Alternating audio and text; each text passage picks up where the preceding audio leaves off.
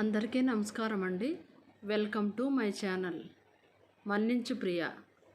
Part 33. అమూల్యకు love letters వస్తున్నా పట్టించుకోదు.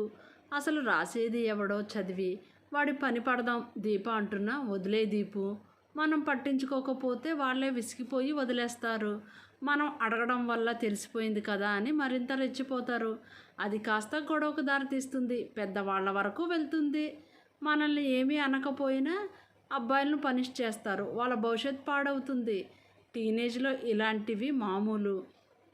ఇది దాటితే ఏది ఆకర్షణ, ఏది నిజమైన ప్రేమో తెలుసుకుంటారు. ఇగ్నోర్ చేయి దీపు అంది అమూల్య. నువ్వేమో ఇంత తెలివిగా ఉంటావు, మీ బావేమో నువ్వు అమాయకురాలివని నీ గురించి తెగ బాధపడుతున్నాడు. నీ గురించి నాకు 100 జాగ్రత్తలు చెప్తున్నాడు.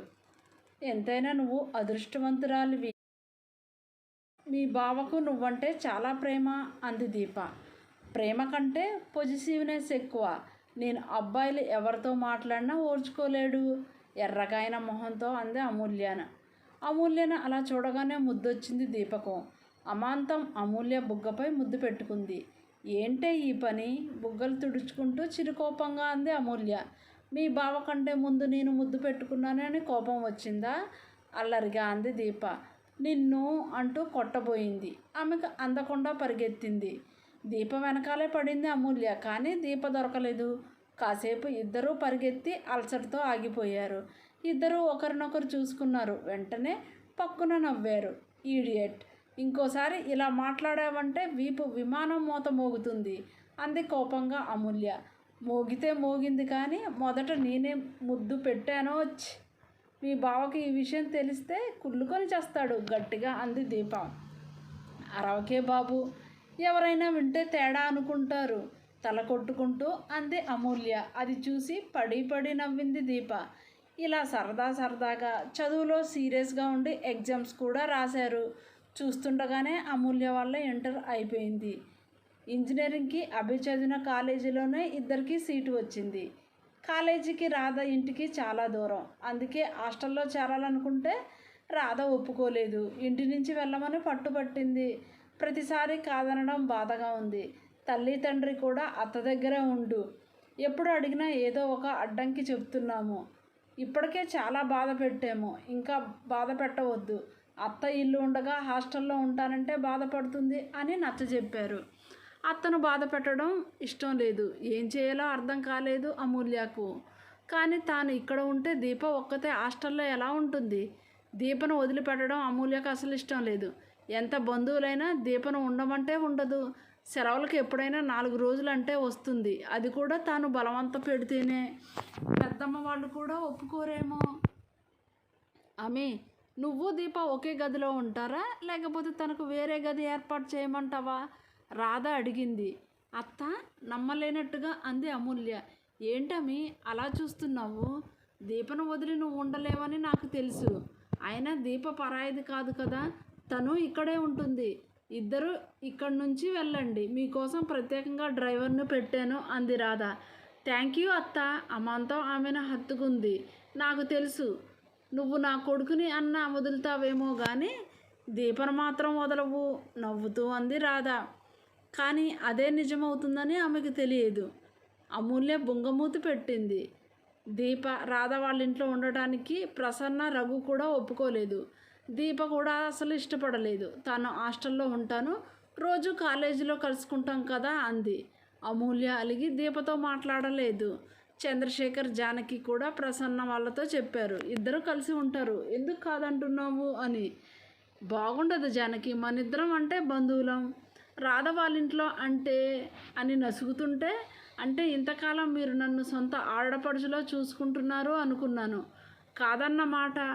సరే, మీరు పరాయి వాళ్ళు అని నన్ను అనుకుంటున్నప్పుడు నేనేం మాట్లాడతాను? రాధ నిష్ఠూరంగా అంది. అది కాదు రాధ, ప్రసన్న ఏదో అనబోతుంటే. ప్రసన్న, మనిద్దరం అక్క చెల్లెళ్ళం. రాధ నాకు ఆడపడుచు అయితే నీకు ఆడపడుచే కదా.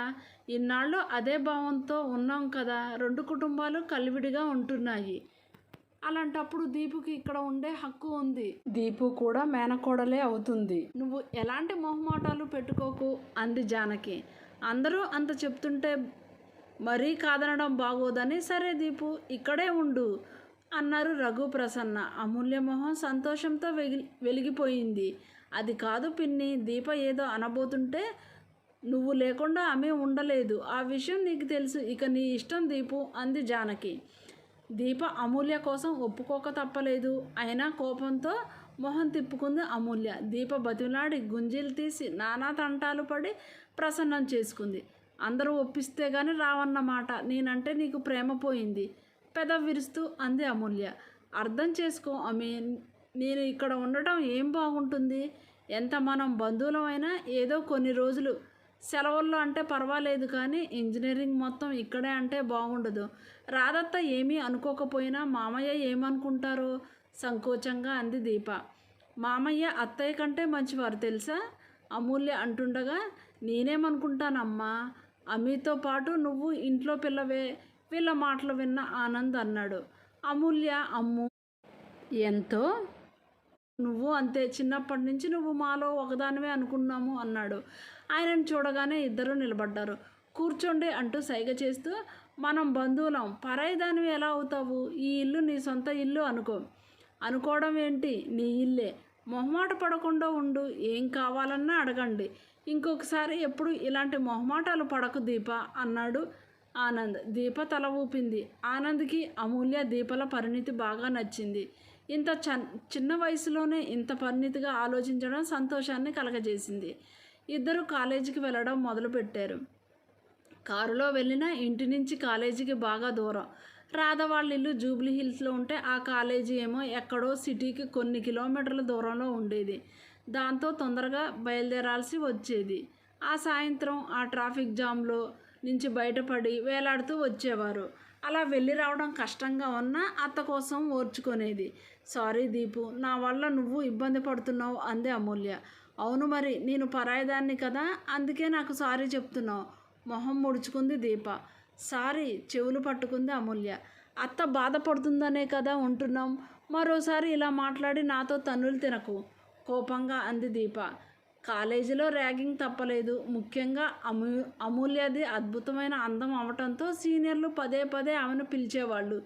కాసేపు రాక్ చేసి నువ్వు వెళ్ళు అనేవాళ్ళు దీపతో. వెళ్ళను అంటూ తల అడ్డంగా ఊపేది దీప. ఏంటి, ఎవరైనా వెళ్ళిపోమంటే సంతోషంగా పారిపోతారు, నువ్వేంటి ఇలా తల అడ్డంగా ఊపుతున్నావు? వెళ్ళిపో అనేవాళ్ళు. ఒక్క అడుగు కూడా కదిపేది కాదు. నువ్వు వెళ్ళు దీపు, నాకేం పర్వాలేదు. అమూల్య అన్నా వెళ్ళేది కాదు.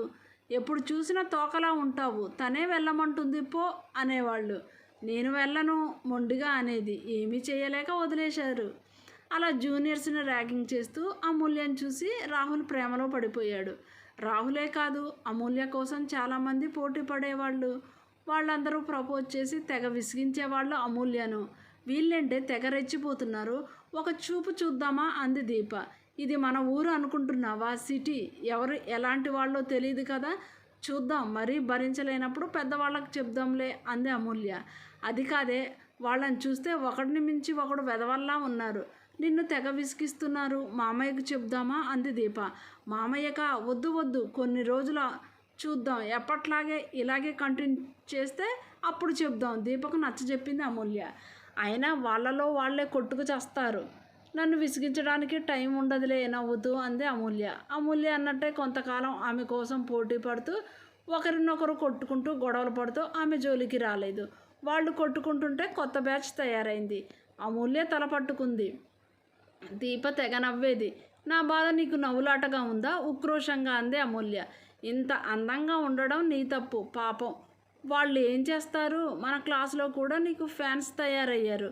నీ ఫ్రెండ్ అని నాకు తెగ రెస్పెక్ట్ ఇస్తున్నారు. నా పనులన్నీ చేస్తున్నారు. నీకు ఏమిష్టమని, నీ అలవాట్లు ఏంటి అంటూ నీ గురించి కూపీలాగుతున్నారు నవ్వుతూ అంది దీప. చెప్పావా ఏంటి? కంగారుగా అంది. నేనెందుకు చెప్తాను? చెప్తే నా పనులు చేస్తారా ఏంటి? అందులో నీకు ఎవరైనా నచ్చారా? కన్ను కొడుతూ అంది దీప. అమూల్య కోపంగా, నీకు ఎవడన్నా నచ్చితే చెప్పు, సెట్ చేస్తా అంది. చత్, ఈ లవ్వు కొవ్వు అంటే మన వల్ల కాదు అంది దీప. ఇలా అన్నవాళ్లే ఖచ్చితంగా లవ్లో పడతారు నవ్వుతూ అంది అమూల్య. నాది స్టోన్ హార్ట్, దీన్ని కరిగించడం ఎవరి వల్ల కాదు గర్వంగా అంది దీప. చూస్తుండు, నీ స్టోన్ హార్ట్ను కరిగించేవాడు తప్పకుండా వస్తాడు. నీది ఖచ్చితంగా లవ్ మ్యారేజే కవ్విస్తూ అంది అమూల్య. శపిస్తున్నావా ఏంటి అంది దీప. కాదు, దీవిస్తున్నాను. తల మీద చెయ్యి పెట్టి దీవిస్తున్నట్టు ఫోజు కొడుతూ శీఘ్రమేమో లవర్ ప్రాప్తిరస్తూ అంది అమూల్య. దీప అదోలా మొహం పెడుతూ నా సంగతి సరే, నీ వెనకాల ఇంతమంది పడుతున్నారని మీ బావకు తెలిస్తే ఏం చేస్తాడు అంటావు అమాయకంగా అంది. ఏం చేస్తాడు? అందరినీ హాస్పిటల్ బెడ్ ఎక్కిస్తాడు కోపంగా అంది అమూల్య. దీప నవ్వుతూ ఎందుకే అంత కోపం నీకు? నువ్వు ఇబ్బంది పడకూడదనే కదా అభి తాపత్రయం. అతని ప్రేమను గుర్తించు అంది దీప. మన ప్రేమ ఎదుటివారిని బాధ పెట్టకూడదు దీపు గంభీరంగా అంది అమూల్య. అమూల్య దీప తమ ఇంట్లోనే ఉండి కాలేజీకి వెళ్తున్నారని తెలిసి అభి సంతోషించాడు. హాస్టల్లో అయితే రకరకాల స్నేహాలు, స్వేచ్ఛ ఎక్కువగా ఉండి పాడవడానికి అవకాశాలు ఎక్కువ. అమూల్య అలాంటిది కాదని తెలిసినా స్నేహితులను కాదనలేని పరిస్థితి వస్తుంది. అవతల వాళ్ళు కూడా వాంటెడ్గా చెయ్యాలని చెయ్యరు. సరదాగా మొదలై ఆ మాయలో పడిపోతారు. మరి కొంతమంది స్నేహం అనే ముసుగులో చీట్ చేస్తుంటారు. దీపు ఉన్న తాను టీనేజ్లోనే ఉంది. తాను కూడా అట్రాక్ట్ అవుతుంది. ఇప్పుడు ఇద్దరూ తమ ఇంట్లోనే ఉండటంతో హాయిగా ఊపిరి పీల్చుకున్నాడు. అమూల్య ఇంట్లోనే ఉండటంతో ప్రతిరోజు ఫోన్ చేసి మాట్లాడేవాడు. తల్లికి ఫోన్ చేసి అమూల్యకి ఇమ్మనడం అతనికి చాలా ఇబ్బందిగా ఉండేది. అందుకని అమూల్యకు ఫోన్ కొని గిఫ్ట్గా పంపించాడు. ఎందుకు బావా ఫోన్ కొన్నావు? నాకు ఇప్పుడు ఏం అవసరం ఉందని. అత్తయ్య ఫోన్లో మాట్లాడుతూనే ఉన్నాను కదా అంది అమూల్య. ఇంజనీరింగ్ కాలేజీకి వచ్చావు, ఇంకా ఫోన్ ఎందుకు అంటావే ఏంటి అమ్మి? ప్రతిసారి అమ్మను డిస్టర్బ్ చేయడం ఎందుకు? నీ దగ్గర ఉంటే నేను ఎప్పుడు కావాలంటే అప్పుడు మాట్లాడవచ్చు. ఇంతకీ నీకు ఫోన్ నచ్చిందా అన్నాడు. బాగుంది బావా అంది అమూల్య. ఆ చిన్న మాటకే సంతోషంతో పొంగిపోయాడు అభి. ఫోను అమూల్య దగ్గరే ఉంటుంది కాబట్టి ఇంతకు ముందులా ఇబ్బంది పడకుండా హాయిగా మాట్లాడుకోవచ్చు అనుకున్నాడు అభి. కానీ అమూల్య పెద్దగా ఫోన్ వాడేది కాదు. ఇంట్లోనే పెట్టి కాలేజీకి వెళ్ళేది. అమూల్యకి తెలుసు తన దగ్గర ఫోన్ ఉంటే ఎప్పుడు పడితే అప్పుడు చేస్తాడు. ఫోన్ని త్వరగా పెట్టేస్తాడా అంటే కాదు. అందుకే ఫోన్ వదిలేసి వెళ్తుంది అమూల్య. ఒకసారి అభి ఈ విషయం మీద చాలా చిరాకు పడ్డాడు. ఆమె ఫోన్ ఎత్తకపోవడంతో చాలా కంగారు పడ్డాడు. లాస్ట్కి తల్లి ఎత్తింది. నువ్వేంటమ్మా అమి ఈరోజు కాలేజీకి వెళ్ళలేదా? ఏమైంది? ఒంట్లో బాలేదా? కంగారుగా అన్నాడు అభి.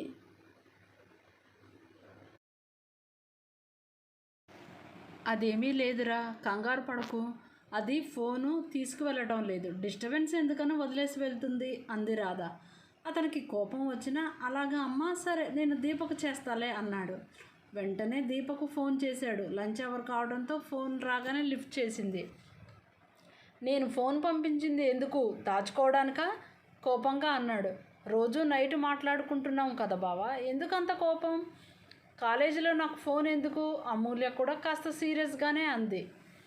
అది కాదు అమ్మి,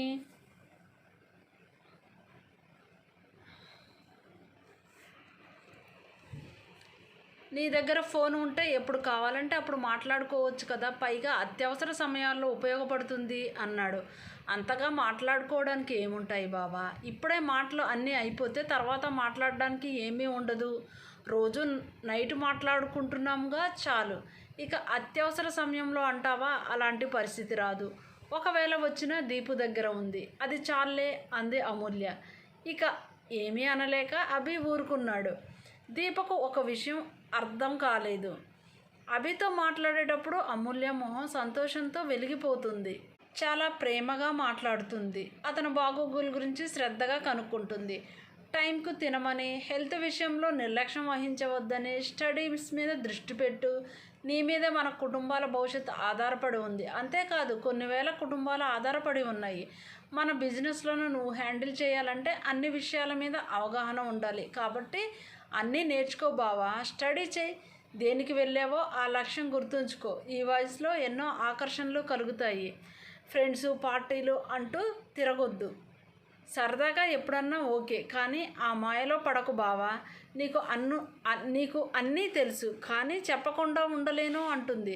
అతను ఫోన్ చేయడం ఎప్పుడన్నా లేట్ అయితే కంగారు పడుతుంది. వెంటనే రాధతో ఫోన్ చేయిస్తుంది. అతను క్షేమంగా ఉన్నాడని తెలిసే వరకు నీళ్ళు కూడా తాగదు. తను ఇలా కంగారు పడుతున్నాను అని చెప్తుందంటే అస్సలు చెప్పదు. తనను చెప్పవద్దని అంటుంది. దేనికి అంటే బావ చదువుకోవడానికి వెళ్ళాడు, డీవియేట్ కావద్దు. నేను ఇలా కంగారు పడుతున్నానని తెలిస్తే బాధపడతాడు. వచ్చినా వచ్చేస్తాడు, ఎందుకు చెప్పడం అంటుంది. నైట్ తప్ప ఎక్కువగా మాట్లాడడానికి ఇష్టపడదు. ఎవరైనా ప్రేమిస్తే అవతల వారితో ఎప్పుడెప్పుడు మాట్లాడదామా, వాళ్ళతో గడుపుదామా అని ఉంటుంది. దీనికి అదేమీ ఉండదు. ఇది నిజంగా అభిని ఇష్టపడుతుందా లేదా అని ఒక్కోసారి దీపకే అనుమానం వస్తుంది. దీప దగ్గర ఫోన్ ఉండడం అభికి చాలా సంతోషాన్ని ఇచ్చింది. ఎప్పుడు కావాలంటే అప్పుడు ఫోన్ చేసి అమూల్య గురించి ఎంక్వైరీ చేసేవాడు.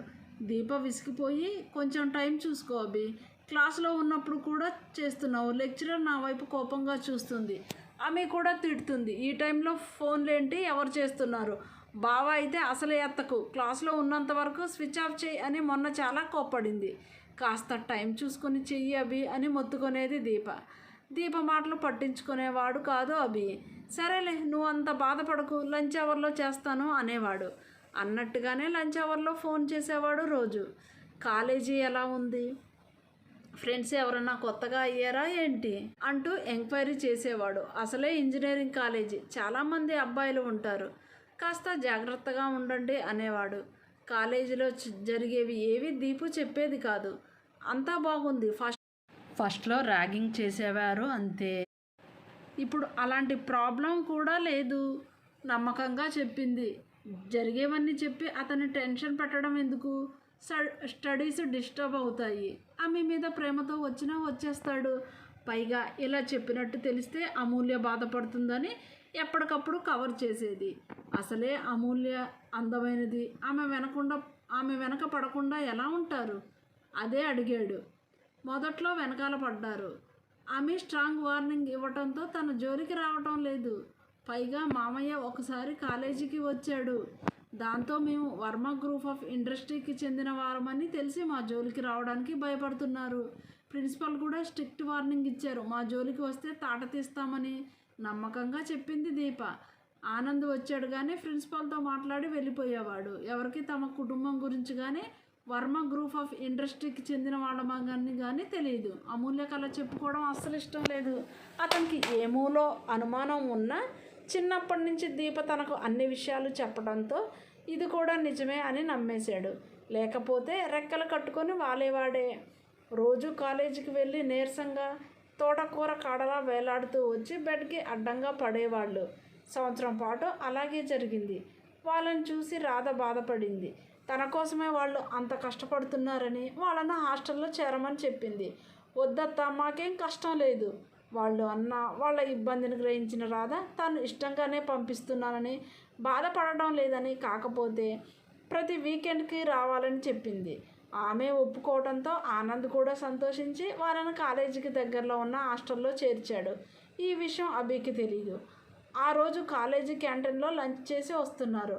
వాళ్ళని చూసిన సీనియర్ ఒకడు, ఇప్పుడు చూడండిరా, అమూల్యను నా కౌగిల్లో వాలేటట్టు చేస్తాను అంటూ ఆమెకు ఎదురుగా వెళ్ళి సడన్గా కాలు అడ్డం పెట్టాడు. దీపతో మాట్లాడుతున్న అమూల్య చూసుకోకుండా కాలు తగిలి పడబోయింది. ఇంతలో ఎవరో ఆమె నడుము చుట్టూ చేయి వేసి పడకుండా తన మీదకి లాక్కున్నారు. అదే సమయంలో కాలు అడ్డం పెట్టిన అబ్బాయి నేలకు ఖర్చుకున్నాడు. అతను అలా లాగటంతో గుండెల మీద పడిపోయింది అమూల్య. నడుము చుట్టూ చేయి వేసి జాగ్రత్తగా పట్టుకొని ఆమెను హృదయానికి హత్తుకున్నాడు. అమూల్య గుండె జల్లుమంది. ఎన్నడూ కలగని వింత అనుభూతి. ఒకరి కౌగిలిలో తాను ఉన్నాను అన్న తలంపుకే శరీరం అంతా చిగురుటాకులా వణికింది. అది గమనించిన అతను ఆమె భయపడింది అనుకొని మరింతగా హత్తుకున్నాడు. అమూల్య మొహంలో ఎర్రదనం చోటు చేసుకుంది. ఆమె మృదువైన ఎదపొంగులు అతని దృఢమైన ఛాతిని హత్తుకున్నాయి. ఆమె బుగ్గలు కెంపులయ్యాయి. గుండెల్లో గుబులు రేగింది. కొత్తగా ఉన్న ఈ అనుభూతికి అమూల్య ఉక్కిరిబిక్కిరైంది. అంతమందిలో అతను అలా కౌగిలించుకోవడంతో సిగ్గుపడింది. అతన్ని చూడాలని ప్రయత్నం చేసింది కానీ అతను ఆమె తలను తన హృదయానికి గట్టిగా హత్తుకొని ఉండటంతో సాధ్యపడాలి. ఎందుకో అతని కౌగిలికి మనసు తుల్లిపడుతుంది. ఇక్కడితో ఈ భాగం సమాప్తం. మరి ఆ వచ్చిందెవరు? అభి కోపంగా నిలబడి ఉన్నాడు. అమూల్య నిశ్శబ్దంగా తల ఉంచుకొని ఉంది. ఇద్దరి మధ్య ఇప్పుడు కొత్త సమస్య మొదలైంది. ఏం జరుగుతుందో నెక్స్ట్ పార్ట్లో తెలుసుకుందాం. ఈ భాగం మీకు నచ్చినట్టయితే లైక్ చేయండి, షేర్ చేయండి, సబ్స్క్రైబ్ చేయండి. మీ అమూల్యమైన అభిప్రాయాలను కామెంట్ రూపంలో నాకు తెలియజేయండి. మళ్ళీ నెక్స్ట్ పార్ట్లో కలుసుకుందాం. అంతవరకు సెలవు. ధన్యవాదములు.